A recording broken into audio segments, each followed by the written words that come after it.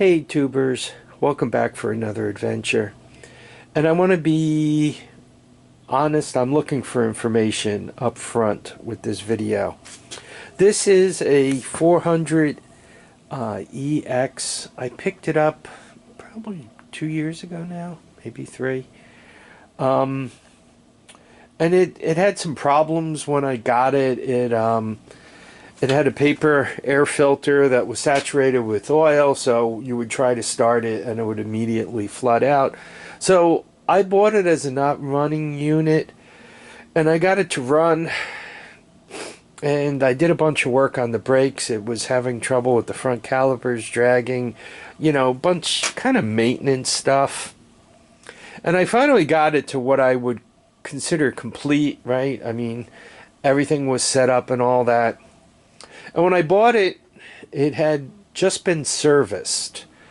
Oil change and so forth. So I made sure the oil was full and all that kind of trivia. And I ran it a couple of times, but mostly short hops. Last summer, I had it out for a longer hop. And to be honest, I wasn't driving it. My son was driving it. And when he rode up to where I was, whatever I was riding at the time, I might have been in the Sunel alias. The motor was making a lot of noise, and it was hot. You could just see, just go near it was hot. Sounded like a lot of valve noise. So, obviously it's like, we got to shut this down. We're going to toast the engine. And I kind of put it aside, and I've been thinking about, what am I going to do about this, right? And then as I was thinking, I think I did an oil change on something else. And the oil filters on these things say all over them that you got to put the rubberized black side out, right? And to remember how to do this, think blackout, right? If you party too much, you'll black out. If you don't get enough sleep, you'll black out. So black outside. So what I did was, you can see I pulled the oil filter, and sure enough, the spring is on the proper side, and the black rubber thing, just to show you, that black rubber thing is on the outside, and it says all over it which way is in and which way is out. So they put that in correctly, and in a way I was almost a little bit disappointed when I found that, because it's like, why does the top end seem to be starving for oil? And that's where I am now. It's kind of like, well, what do I do with this rat? I'm a little nervous to have it out running, making that much noise, right? I mean, if you, the expression is suck a valve, have a valve break off, and have your piston churn it into butter. Your engine is now exactly that, butter. So you don't want to drop a valve into the engine.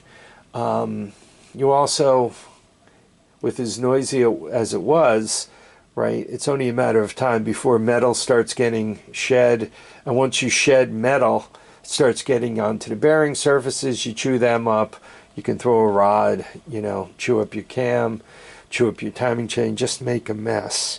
So I do not have a lot of experience with the 400EX. For those of you who also don't have much experience with them, it's air cooled.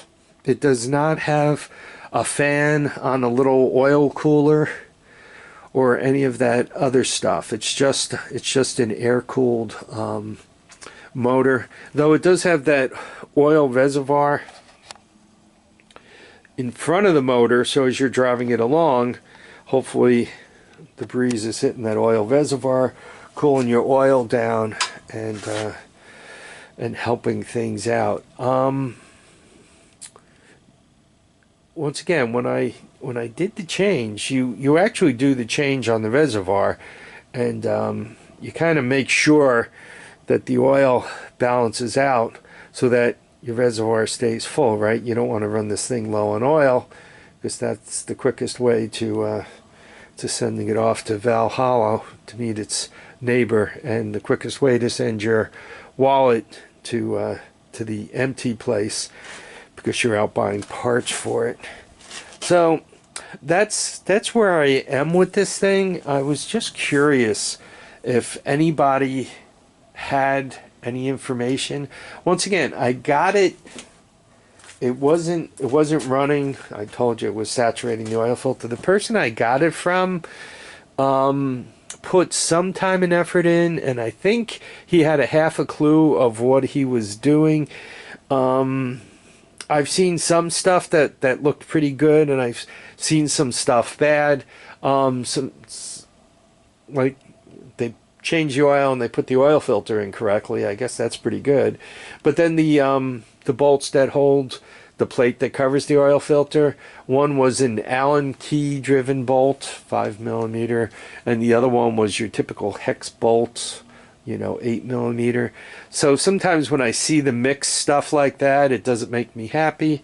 But at least they used mix metric, right? They didn't grind some 7/16 bolt on there, with 1/4-inch 20 threads on it. So from that point of view,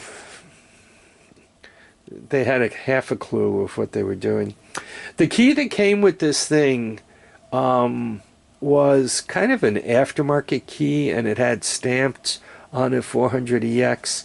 And I got this guy also, this was a Craigslist deal, and it wasn't the only one the guy had. I kind of got the feeling he might have picked up a few of these from the same place. It looks like it was, fairly well cared for, right? None of the corners are off the plastic's bolted on everywhere they're supposed to be, all that kind of junk, which is good. But I guess my question is, does anybody have a 400EX that seems to be starved for oil up on top?